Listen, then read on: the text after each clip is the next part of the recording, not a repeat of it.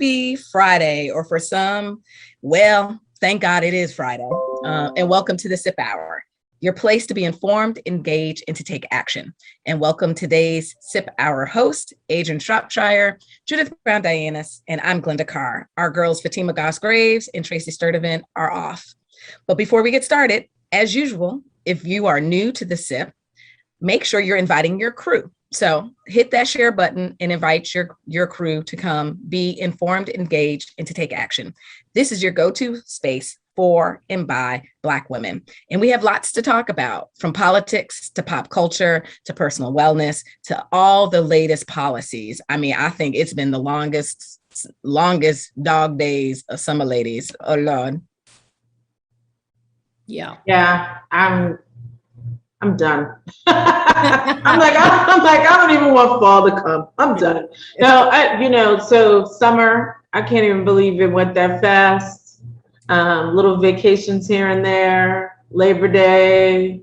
And it's interesting because, I always think like God actually turns the temperature down like on Labor Day. And it's so true because like after Ida, the weather has been very, very different.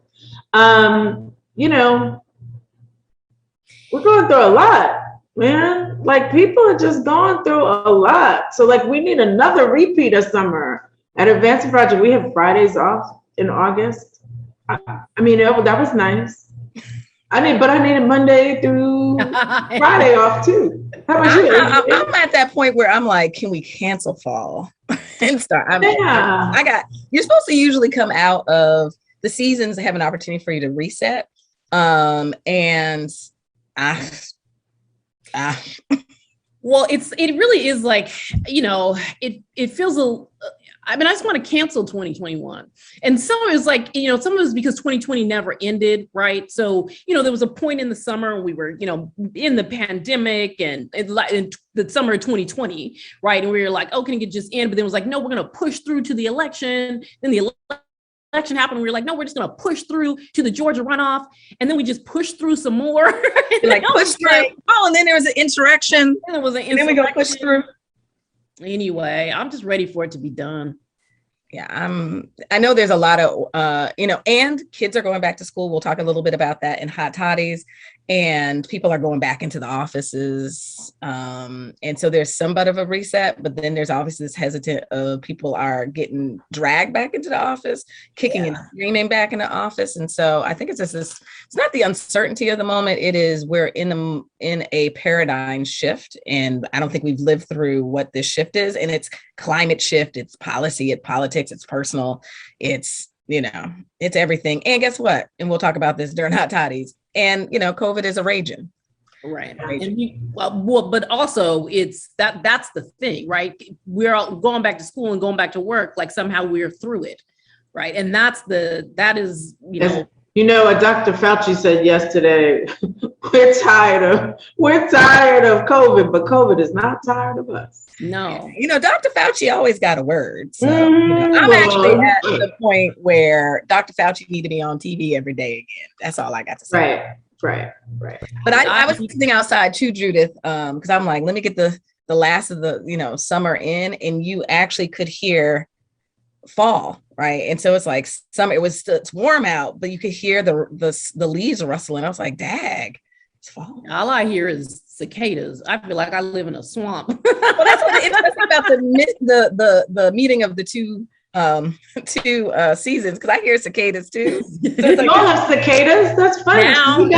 You got them after us. Or whatever their cousin equivalent. The little brood cousin. They come cousin. In August, like so in the Northeast, there's whatever their cousin, that little. And then with the rustling of the sleeve, I was like, and then crickets are starting to come out, right? So they drop around. Right. Every night, it's like I live in the woods and not where I live. So let us know how your beginning. It's not even officially fall. It's not even officially fourth quarter.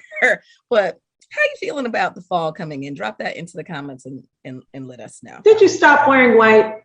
Tell us that. So my mother was very strong about Labor Day, hard stop. And so I find myself, because white is in for all year. If I attempt to wear white, I can hear her in my life. Even white top about not today. I just was like, white tops, right? No, the full white. The full white. Yeah. well, Judith's got on her white Apple Watch, so she's breaking Oh, all. girl, it's a Fitbit. I ain't got no Apple Watch. Oh. It goes up every hour telling me you have 250 more steps to go. What are you doing? Well, I've noticed lately my Apple Watch is like, girl, breathe. Like it could talk to me like, girl, breathe. And Oh, really? I don't like the hey, you failed yesterday, so maybe today you can get it together. What is like that? Girl, you can still stand. I was like, I got 7 more hours to stand. I am not going to make it. It's 10:45 at night, but you can still close that ring. The breathing thing though is accurate. It allows me to go, oh, I'm thinking about something, or I'm really holding my breath. So it has been the like, oh, I didn't realize how much I was like the anxiety of whatever the moment is. So maybe I need to upgrade to an Apple Watch. Right, you need that judgment like the rest of us. I mean, we really need like the Black Siri or whatever to be like, girl, get up. You ain't moved in hours. It's not even get up. You lying on the couch. And I know you lying down. You ain't sitting. Because the new watch will also, it's good for seniors or people that may have some mobility issues. It will signal that you've fallen. So mine would always be like, you ain't ever up. You up. You chose to be on the floor. Anyway, so last week, Judith and I had an opportunity to speak to one of our faves in Washington, Congresswoman Joyce Beatty, who is the current chair of the Congressional Black Caucus. And she had lots to update us on and an opportunity for us to be engaged in the upcoming Congressional Black Caucus annual legislative conference, which is virtual, y'all, which means an opportunity for all of us across the country to be engaged and help our elected leaders govern through this very uncertain time for our community. So check out our coffee with the fabulous Joyce Beatty. We are so excited to be in a coffee conversation with the Congresswoman from the 3rd District in Ohio, Joyce Beatty. She's also the chair of the Congressional Black Caucus. And I think we would all agree that all the members of the Congressional Black Caucus have been fighting for the needs and the policies that center African-American communities, but certainly the women of the Congressional Black Caucus and Joyce Beatty have certainly been centering the issues for Black women, not only in her district, but all across the country. Thank you so much for joining us this afternoon. Well, first of all, let me just say thank you to you, everyone that's watching, and all of my good friends at Higher Heights. This is certainly an honor for me. It's an opportunity for us to tell our stories, but also it's a great opportunity for me on behalf of the Congressional Black Caucus to thank you for the work that you do. You all continue to be in the fight. You uplift us, you tell our stories, and consequently, it makes a difference for all of those who are listening, but also those stories carry far beyond to our children, our grandchildren, and yes, those yet unborn. So thank you for your goals. Thank you for lifting us up. And I know time is precious, so let's get this coffee chat going. Congresswoman, thanks so much for joining us. As a voting rights lawyer, I have watched you and all that you have done and continue to do. And one of those things was that recently in July, you were arrested while protesting for voting rights with other Black women. So what was that moment like for you? And, as a Congresswoman, like, why are you getting arrested? That seems to have been the number one theme of people asking me. And so let me just say, for me, it was surreal. For me, it wasn't something that was directly planned out. We planned to march for civil rights. And at that moment, when the voices started singing and the power of women, when Melanie Campbell said to us, women should stand up and speak out. And then when you hear women praying and singing and telling our stories, it reminded me of what it might have been like for Fannie Lou Hamer, what it might have been like for Rosa Parks marching with Martin Luther King Jr. and my good friend, the late Honorable John Lewis. So on that day when they told us to stop, and we were in our moment of wanting national attention, I'll be blatantly honest and transparent. Because if you look at our history, what has gotten and captured change, not the attention, but we wanted change.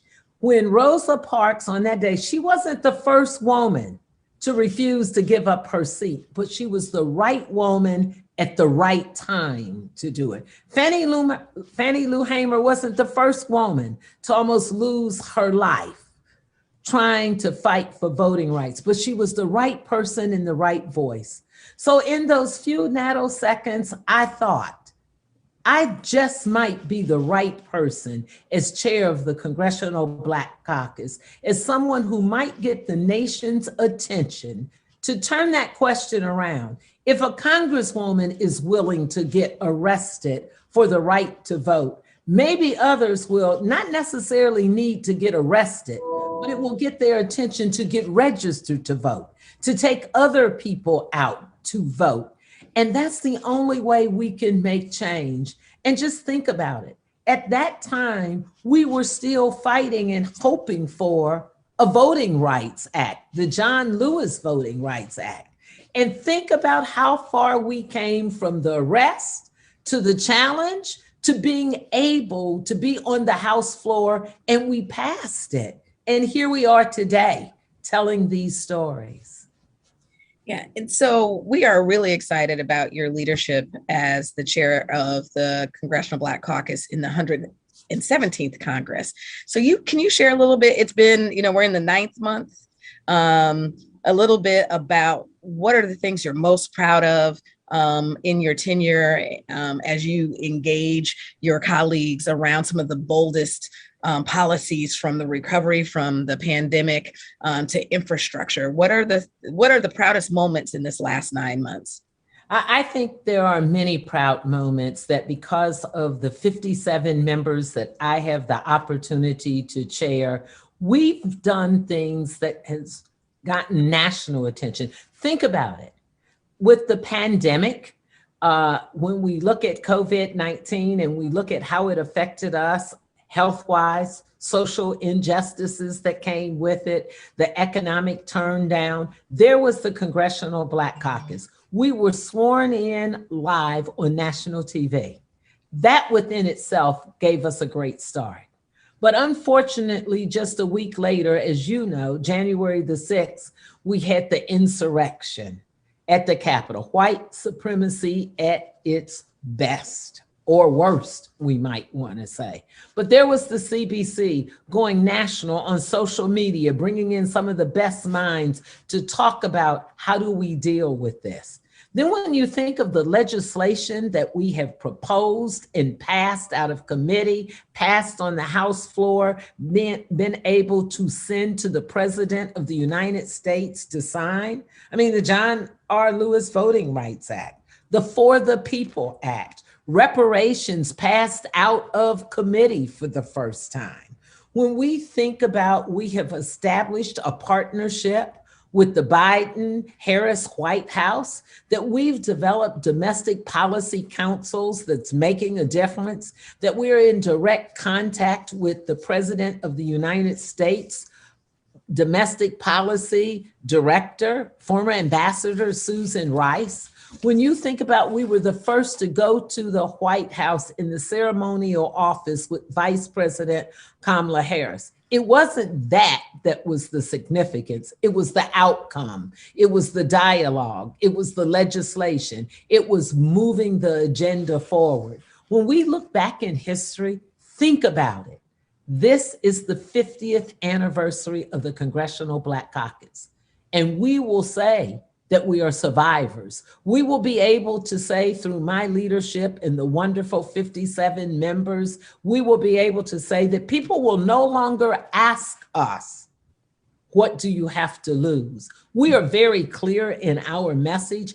Our theme is so bold, it's our power, our message, because that's what we're about during the 117th Congress. We're letting people know that we have power. I'll be able to say that we had 6 Black members chairing major committees for the first time in the history. It was the votes of the CBC that we now have a Black man chair of foreign affairs. We have a Black man chair of agriculture. Never would you have thought that we would have people in that capacity, but how about a Black man chairing Homeland Security and a Black man chairing education and labor? And now let me tell you, the sisters. Can you imagine that a Black woman is chairing science and technology, the future, innovation? Oh, if you think that's something, a sister, a Black woman chairing financial services, everything from how money is managed to the economy, to the Federal Reserves. Then the subcommittee that falls under her, housing, one of our number one issues that we have put millions of dollars into it. We represent 17 million Black folks and some 78 million Americans. So that's our power and that's our message. And we don't have enough time for me to tell you the rest of it, but that's just whetting your appetite to let people know that we're fighting for them from getting arrested, not just me, from other members crisscrossing the country, talking about how important it is for us to be united. And that's probably the last thing that I'd like to be able to say. We are united far beyond just the 57 of us. Our reach is far and powerful. You have to remember that Congressman James Clyburn is a part of the Congressional Black Caucus, but he's the 3rd most powerful person in Congress as our majority whip. And you have to also remember that we have a Black man that's chair of the entire Democratic caucus, my colleague, who I came into Congress with, Congressman Hakeem Jeffries. So we have a lot to be proud of that's happening during this 117th Congress. Congresswoman, I mean, that is a lot. And we should be proud of the work that you all are doing. The representation, I mean, like to talk about the committees. People may not know how important it is to be the chair of these committees, but that is a great achievement. So the CBC Foundation Conference is coming up next month, September 12th to the 17th. Many of us always look forward to being there in person. For some, it's a big party and getting to meet people and network. But it's also an incredible opportunity to know about the issues that are in front of us and to hear from experts on how we need to solve some of the problems confronting our community. So tell us a little bit about what's in store this year. We know it will be virtual, but talk some about the conference. Well, let me just first of all say we have 2 powerful members who are chairing it, our honorary chairs this year. And that's Congressman Anthony Brown and Congresswoman Lisa Blunt Rochester. And I cannot tell you enough, but I want everybody to stay tuned because albeit virtual, we're not going to let that stop us. So it's virtual, but it's going to be aired live. Our gala night will be aired live, covered by BET. It doesn't get any bigger than that. So I want people to sit back and watch us for our gala because we're going to have, and I probably shouldn't tell you this, but we have powerful people who were who signed on to also chair the gala. And we're excited about the movie stars and the celebrities, but they're movie stars and celebrities who joined us, who believe in speaking truth to power, who are out there fighting for voting rights. So beyond their stardom, they're also activists, and we're excited about that. We're excited that we're going to have a lot of workshops, and I can tell you it'll be very exciting when you watch the workshops, from voting rights to criminal justice to actually looking at financial services, our wealth, narrowing the wealth gap. So many great things that we are so proud of. I'm very excited. For those who don't know, I mean, it's called Congressional Black Caucus Annual Legislative Conference. For those, it's CBC weekend. And so what's great about virtual, you all can participate. So please participate.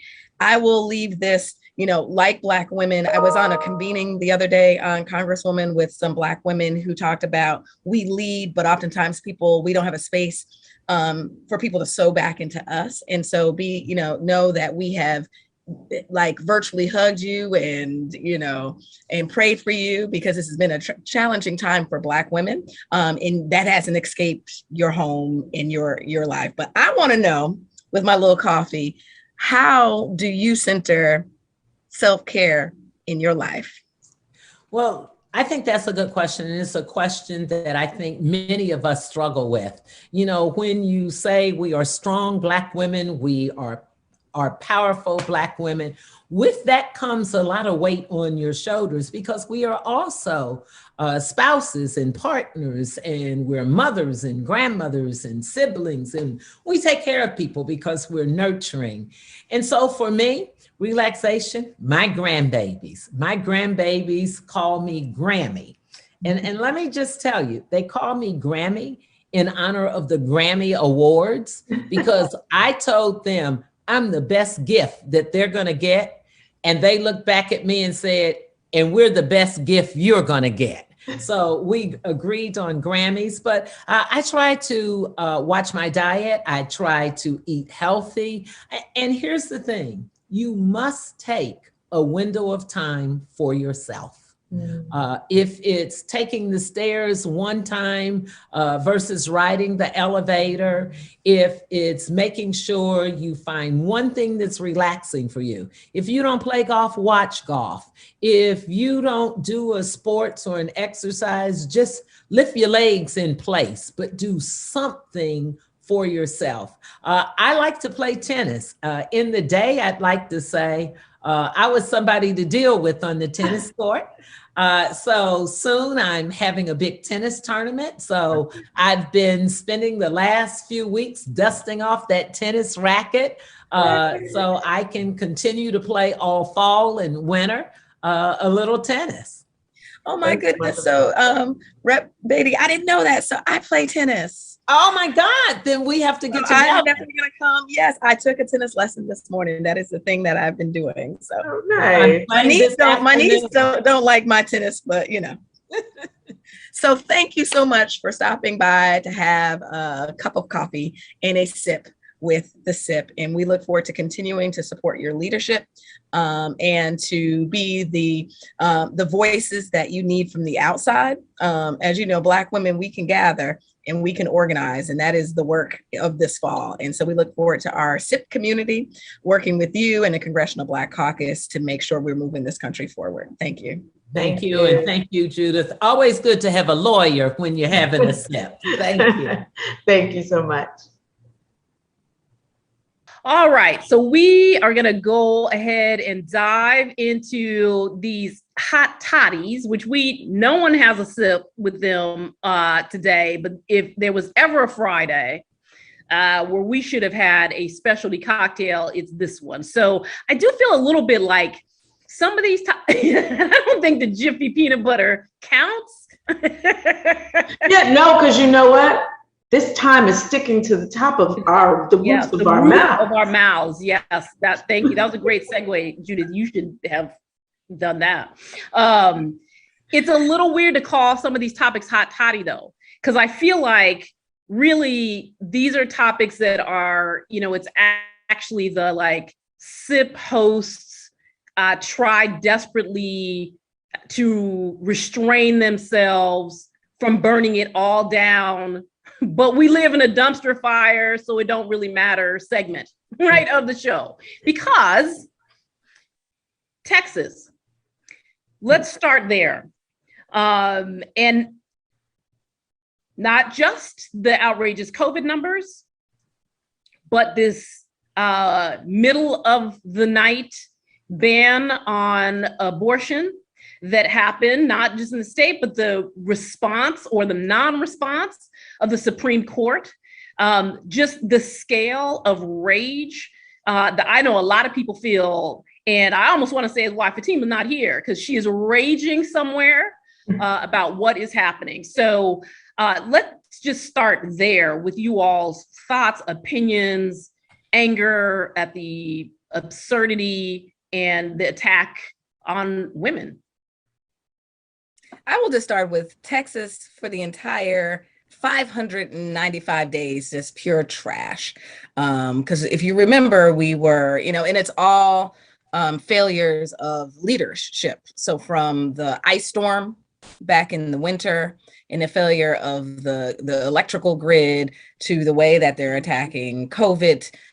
We will talk about voting rights, the fact that you had state legislators flee the state, and then now you're literally trying to legislate a violation of my federal law for my right to choice, to choose my destiny as a woman, is outrage. There's multiple, when you talk about multiple pandemics, like the rollback of our policies are at, an epidemic, pandemic level. And, it just shows how those who are looking to roll back 50 years of progress have been in their little labs. Find a nice word, lab's a good word. Like quietly orchestrating a major step back for Black women, for women, and particularly women of color and Black women. Mm-hmm. I mean, so Texas shows that patriarchy is a B, what else? That word. And just like, how can you take us back that far? I mean, that abortion ban law is outrageous. It is an attack on every freedom that anyone would have imagined that we should have over our bodies, over our futures. It is definitely going to impact women of color, families of color, who many of whom will not have the money to go to another state to avail themselves of abortion. But also, like, think about like the fear that people will be living with around what to do next when they can't. And that's not even to talk about like the women who have been sexually assaulted and they are pregnant as a result of that, women who are in some other kind of medical issue, not just people who say, actually, this is not a time and my family should not, we don't have the family, the money, the et cetera, to actually support a child, right? Like there's so many choices. It's 5 million choices, and it doesn't matter what the damn choice is. As long as it's my body, I should be able to choose. So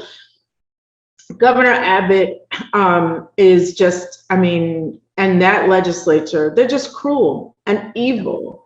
And the abortion ban is one thing. And, and then let's add to it the Supreme Court and what they stand for. And in this moment for them to, as lawyers, I know we think about like the end of a Supreme Court session. And this year we were very the voting rights case was one of the last cases to come down on the last day. And what you do is, with a bad court like this, you breathe a sigh of relief because you're like, whew, the session is over. They're on recess. Yet here they are in the dark of the night, making decisions that are not argued. Nobody saw an oral argument. There was not briefed, but they're making decisions on some procedural grounds that rule over our lives. It is horrible. It is incredible. And you think about the demographics of that state, right? Yeah. And the rising majority in that state that's going to be hit by the abortion ban. I do feel like at some point we should have a conversation about the way in which the courts are complicit in this march toward the undemocratic state that we are headed to. And that includes both the complicity of the justices on the Supreme Court, but it also, when we think about the ways in which the last president tried to transform the federal courts, we really need to think about what does it mean for our rights as citizens? What does it mean for our rights as Americans when the courts are in cahoots with a party that clearly does not have the best interests of democracy in the United States at heart? But that part concerns me. And I will say that one big concern, right? Obviously many, one big concern. The second one is the way in which they have essentially deputized vigilantes and made it acceptable to deputize vigilantes across the country. So I think we know that states are lining up to sort of pass their own version of this law. One of the things that it includes is sort of, deputizing people to turn in their neighbors if they think someone has helped a woman, to try to, seek a procedure, a medical procedure that she has a right to seek, and pay them for doing so, $10,000, right? It's a bounty. So you can be a vigilante, you will get a $10,000 bounty, but that's not the only thing that they've deputized citizens to be vigilantes around. Also, with the passing of this new voter suppression law, it also allows a form of vigilantism at the polls, right? Giving protections to poll watchers who we know are going to go into communities that they have that they will do harm to, but adding extra protections. And then we know that they've also added extra protections to people who decide that they don't want people protesting in states like Florida. Oh, you have a car, you want to run down protesters? We'll protect you. We'll give you immunity, right? This sort of ginning up of violence, insurrection. We're going to have a protest to say we should support the people who are in jail for launching an insurrection. Okay, so this is the thing that feels like increasingly dangerous.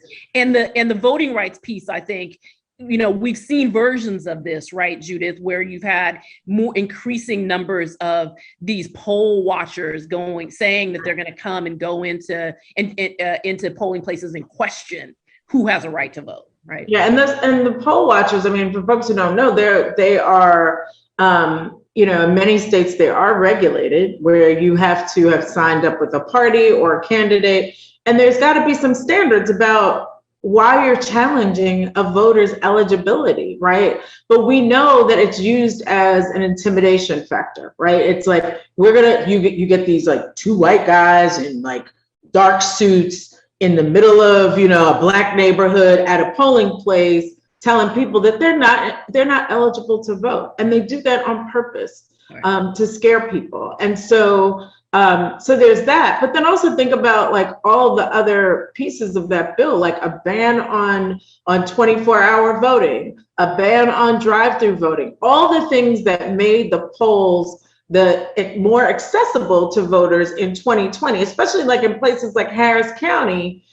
Where Houston is, where people turn out in record numbers because it was accessible. I'm working from 9 to 5, so they gave us 24-hour votes. So okay, I can go vote at whatever time after my shift is over. I can go vote. And so they were very strategic about the things that they wanted to roll back in that law, and we know why, because demographics are shifting in the state of Texas significantly, right? And so this is like, again, the last attempt of white supremacy to control our country. Yeah. Well, there is potentially an answer to that. So Congress could answer both of these questions that are coming out of the state of Texas right now, but we'll stick with voting rights. So we know that, everything feels like 1,000 years ago, but I think it was 2 weeks ago that the House passed the 2021 version of the John Lewis Voting Rights Advancement Act. And so we know that that's been passed. We know that will head over to the Senate, where it will be in consideration when the senators come back, along with either the For the People Act in the form that it was in when they voted on it last time, or in what people are calling a skinny version of the For the People Act. And there's been some senators negotiating around that. So we know that voting rights will be at the forefront of the Senate when they come back into session in a week and a half. When they come back, Glenda? A week, but I got my phone out because y'all better start calling your senators. Exactly. That is the name of the game, right? Because none of this is gonna move unless we put pressure on our senators. And it's not just pressure. They gotta do something with that filibuster, because the Republicans are gonna shut all this stuff down if they don't either end the filibuster or modify it. So, Glenda, you're right. We have to remind ourselves our power at the polls is as powerful as citizens to be a partner in governing. So don't let this moment, and don't think that we don't have power outside of the voting booth. I mean, Black women have been walking around flexing that all this power we have at the voting booth, not only our voices, but that we organize others to the poll. We literally, ladies, need to use that same power to provide the environment for our champions. So if you've got a great senator, remind them reason why they're a great, senator that speaks for you, but you also get your families to call through their states and their senators who are not only not good for their states, they're a detriment to our community. So we actually have the power to put the pressure on as we organize ourselves to voting some additional people out. So so people should call. I know we've heard, as we've been doing calls, lots of our members will say, Black PAC members will say, well, my senator's good on this issue. And what I've been saying is, that's great. What you just said, Glenda, call them and tell them that you think that they're good on the issue, and then ask them to do more, because there is still more that they can do. Some people will say, can you know someone in Arizona? Can you call Arizona? Well, yes, we can do that. But honestly, we need people to be saying that this issue is as important as any other issue that they have on their priority list, right? If we can run ads on the infrastructure bill, which we should also be running ads on our right to vote and preserving and saving our democracy. Okay, so abortion rights are on fire. Voting rights are on fire. The earth appears to be trying to get us all up out of here. The earth is literally on fire. So when we think about climate and what we just saw in terms of the recent storms and storms that are still brewing out there, there is, first of all, not only is climate change real, it's literally here right now, right? It's not coming to a town near you. It is flooding our towns in ways that people did not actually think that they would ever see. And I know I experienced that what was supposed to be the remnants, right, of Hurricane Ida. It was supposed to be the remnants of Hurricane Ida that came up through the Northeast, literally drowned people in their own apartments, and just wreaked havoc across a part of the country that I don't think anyone actually expected to see. Like literally the storm that started in the Gulf Coast made its way all the way up to the East Coast and was as impactful in a different way than where it started. I mean, and that usually doesn't happen. Usually when a hurricane comes and it's in the Gulf Coast, it weakens so much that the storm pattern kind of disappears. But this time, I mean, I grew up in New York, and so I just like seeing what happened in New York and North Jersey is just like, that is like, no one would have ever thunk it, right? And like, this is another moment where we not only need to know that climate change is here, but that climate change impacts people of color and low income people worse than others, because those people who died in basements are people who were living in basements because they couldn't afford the rent for the first floor, or the second floor, or something like that, right? And so substandard housing also is what wiped out a lot of houses in New Orleans and outside of New Orleans, Laplace. As you all know, my daughter is in school in New Orleans, and she had to evacuate to Atlanta and then move. I mean, she's safe. She's good. It's still traumatic for her, but I think about the town where her coach is from, Laplace, right, which got devastated, like the same way in which Katrina hit New Orleans, with people stuck in their attics with the floodwaters coming up. And so this is serious, and we don't really have a plan for saving or protecting Mother Earth. And so I know there's discussions about this in the infrastructure bill, but we need some bold action. And immediate action, right? I mean, I think the infrastructure bill, it is I guess I shouldn't be shocked, and maybe I'm not, I'm just saying it, but it feels shocking that after what we witnessed last week, that you still have people saying, Joe Manchin, I'm not so sure about this infrastructure bill. Well, why not? You just watch the infrastructure literally collapse through the entire path of that hurricane. I mean, what are you even talking about at this point? So in the same way that we really need to be thinking about how we are pressuring, like there is the trains in New York City. Water coming, dirty water. Yeah. Okay. Toxic.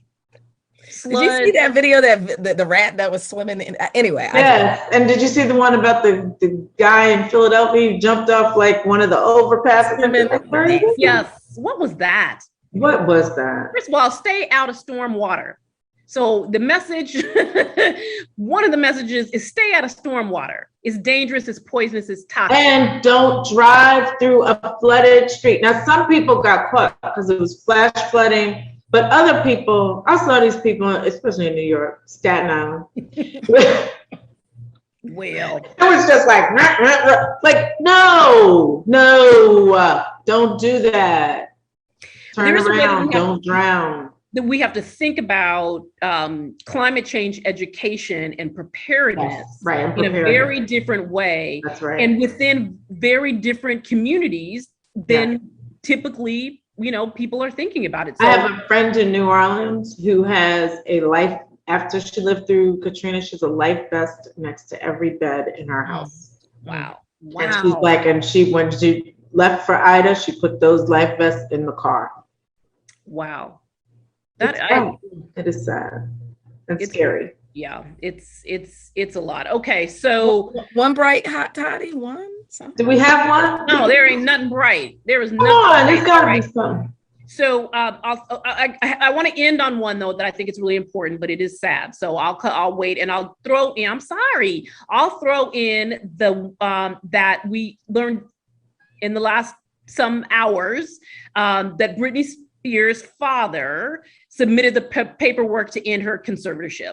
One of the things that's interesting to me about this whole story that I haven't totally been tracking, but the thing that I have paid more attention to is just the nature of conservatorship and the impact that it has on all kinds of folks. And I think that sort of Britney Spears is the sort of face of it right now.